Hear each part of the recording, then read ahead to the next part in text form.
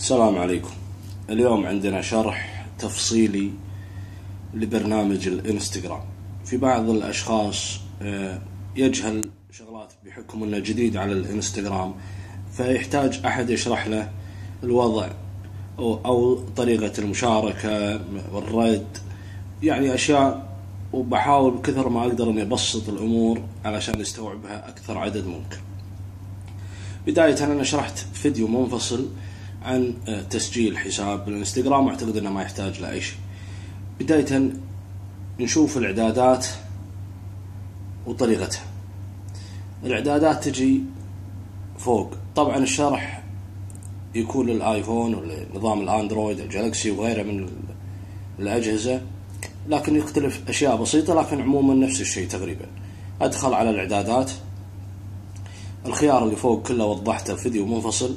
نبدأ بالخيار اللي تحت. الخيار اللي تحت إذا حاب تربط حسابك بأي جهة كانت مثل تويتر فيسبوك وغيرها من البرامج اللي موجودة، تربطها، تحط عليه صح وتربطها. إذا حاب إنك تربطها، وإذا مو حاب تشيل الصح وينتهي الموضوع. الخيار الثاني اللي هو الإشعارات. إذا حاب أن الإشعارات توصل لك، يعني مثل توصل لك فوق لما تنزل الصفحة تشوف من اللي راد عليك ومن معطيك لايك ومن ضايفك، طبعا تحطه كله على الخيار الثاني والخيار الثاني والخيار الثاني والخيار الثاني. إذا حاب أنها توصل لك، أنا بما أني أنا ما أحب توصل لي إشعارات، فمتى ما دخلت الانستغرام يعطيني إشعارات. إذا دخلت الانستغرام يعطيني إشعارات، أحطهن أوف، فالإشعارات ما تجيني خارجية أو تجيني من برا، لا، متى ما دخلت الانستغرام عرفت الإشعارات عن طريق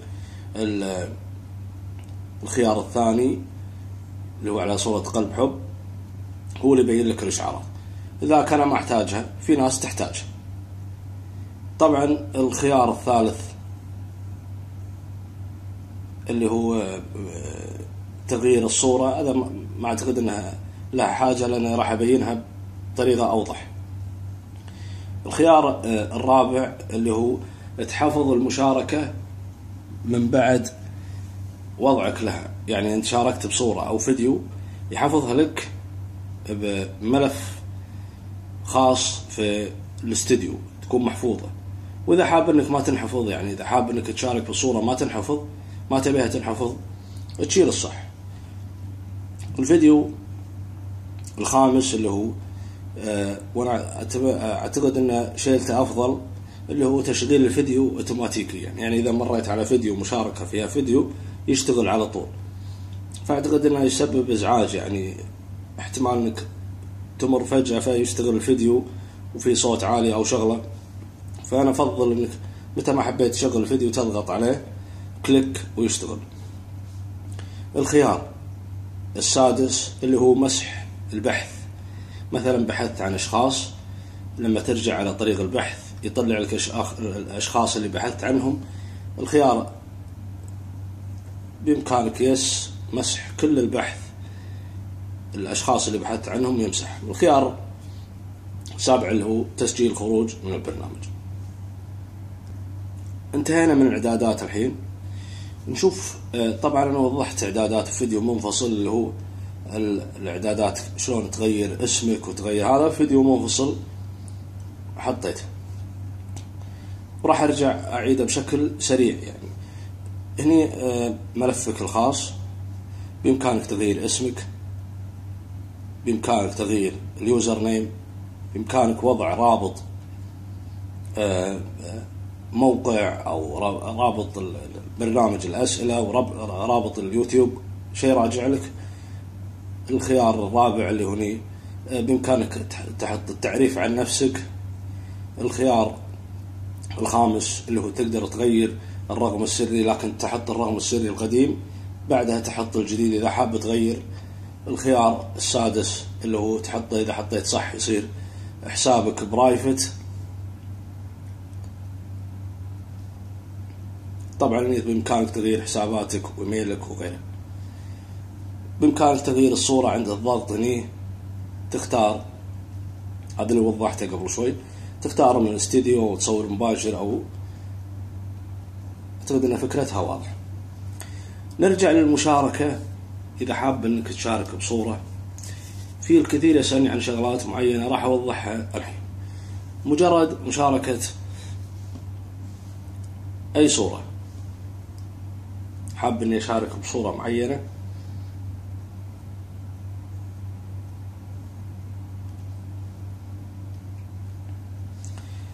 في شغلات مهمة جدا بعد ما أضغط. طبعا إذا حاب أغير لون الصورة، أعتقد أنها فكرتها واضحة جدا. إذا حاب أني أحط الموقع فوق الصورة واكتب الاسم، هذا شيء راجع لك، لكن عليك أنك تشغل الGPS علشان يحدد موقعك.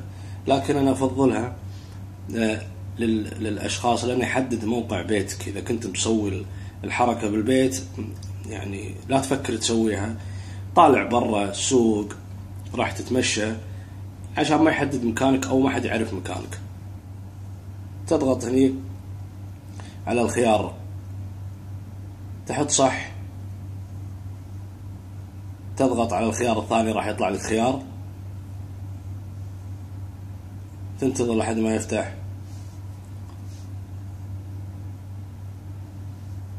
تحط، طبعا راح يطلع منطقة، تحط الكلام اللي تبي، مثلا أنا بالسوق، أنا بالمكان الفلاني، أنا بالكذا، أنا كذا، وتحطه بعدين تضغط عليه وراح يكون تحت أو فوق الصورة.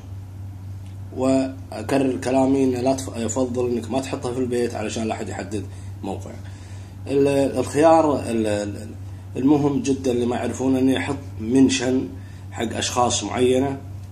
يعني مثلا أنا مصور شخصين، والشخصين ضايفهم أنا معاي في الانستغرام، وحاب أحط لهم منشن، فأضغط على الشخص واكتب، أضغط واكتب الاسم، مثلا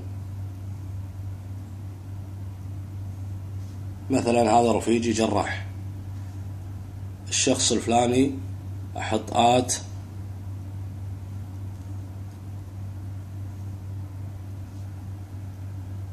صديقي الثاني، الشخص الثاني.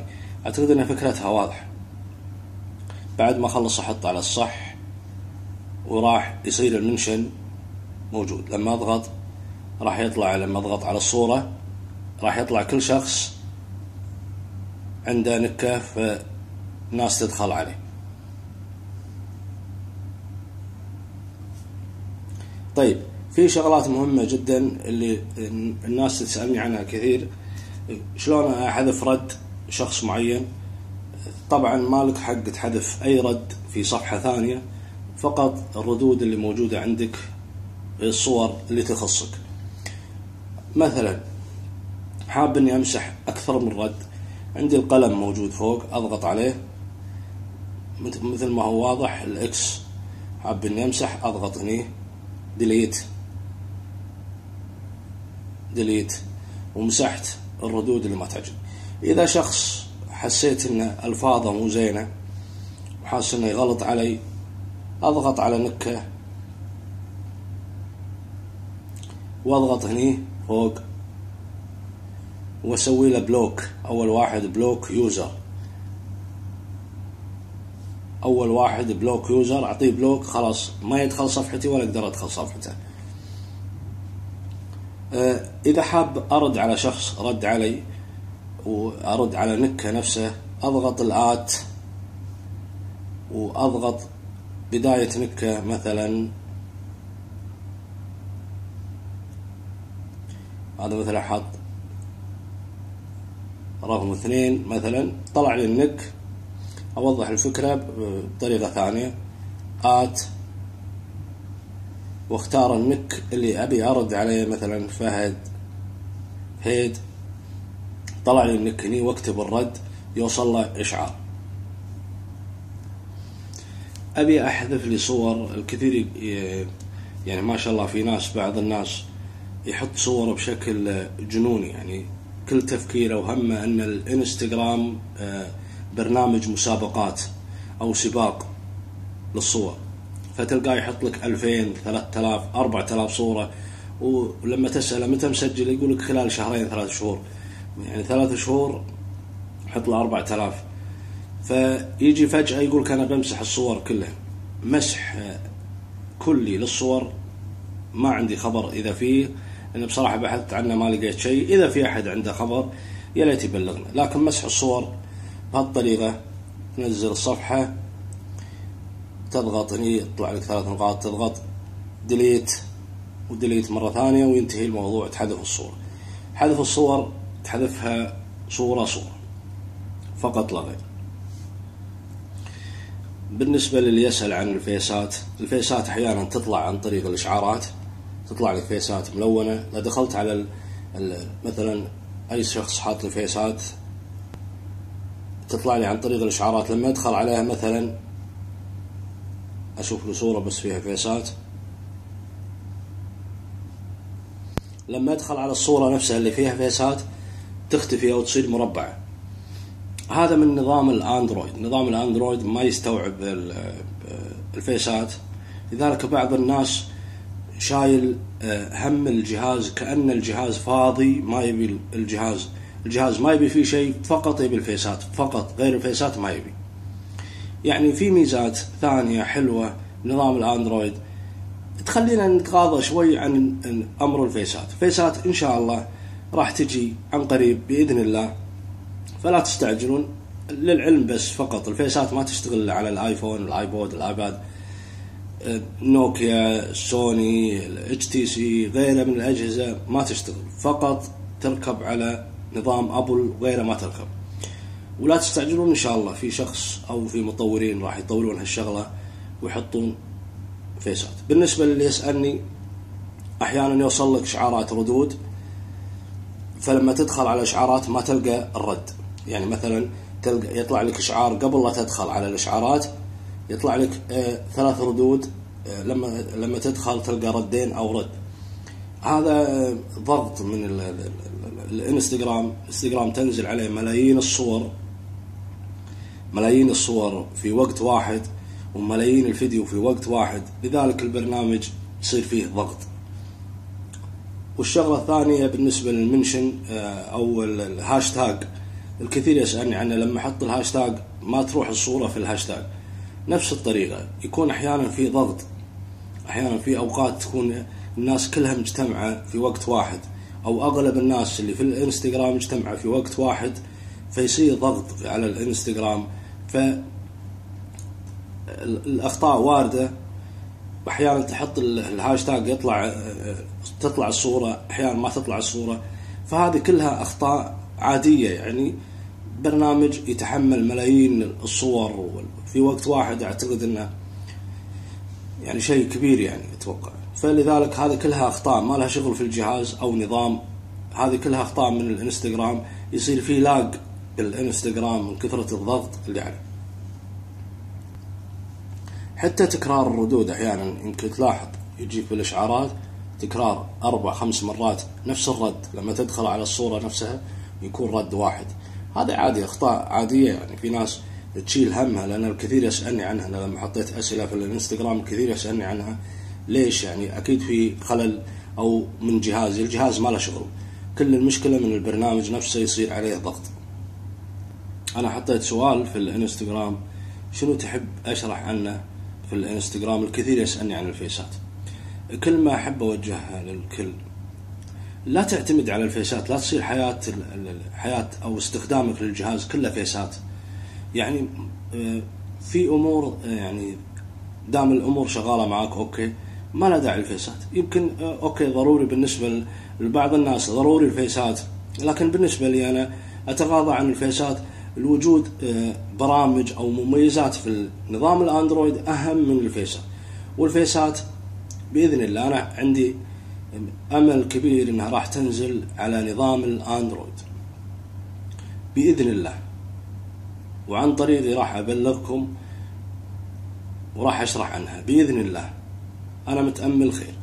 عموما أنا إن شاء الله أني ما نسيت سؤال أحد، وإن شاء الله أني شرح تفصيلي، واعتذر عن الإطالة، وموفق الخير.